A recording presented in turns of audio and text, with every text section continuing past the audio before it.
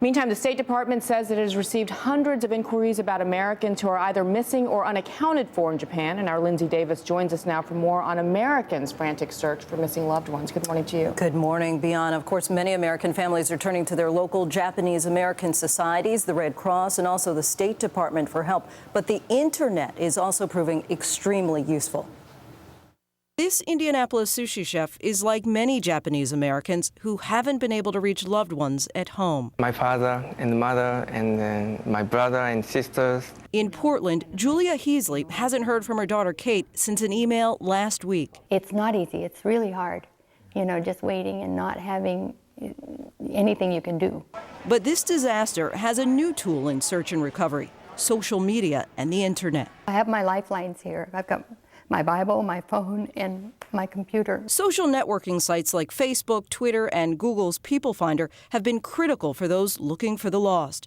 In Seattle, the Strumwasser family was desperately trying to find their 27-year-old son, Aaron, who was working in Sendai when the quake struck. We have no way of reaching him. Communications, the infrastructure there is down. It's very worrisome. We're obviously... Terrifying pictures. But just hours after this interview, Facebook came to the rescue. Someone on the site confirmed that Aaron was alive. Laura Westendorf has been searching for her brother, his wife, and daughter. We're hoping that maybe they're all at her school. Last night, she finally heard from him the old-fashioned way, by phone. Hi, how are you? Going, oh my God, you're alive. It was very, very exciting and very happy. We finally made contact. Everything was down, and it was sort of chaos. We were definitely dependent on the older technologies. Absolutely, it was a radio with battery. Was a wonderful, wonderful thing to have. And then as time passed, then it seemed like we were climbing a technological ladder, a step at a time.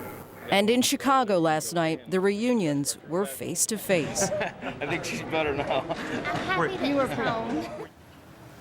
Our story kept changing last night, largely for the better. Just within the last 24 hours, there are many stories of people getting in contact with their relatives for the first time since the quake. Those emails and phone calls obviously bring a sense of relief, but also some really difficult stories about the lack of water, unsafe conditions, and the difficulty still communicating. It's nice to see those reunions, but also really wrenching to see the mother with her lifelines, the Bible, the phone, and the computer. And so helpless. Yeah, nothing she can do. Thousands of miles away. Lindsay, thank you.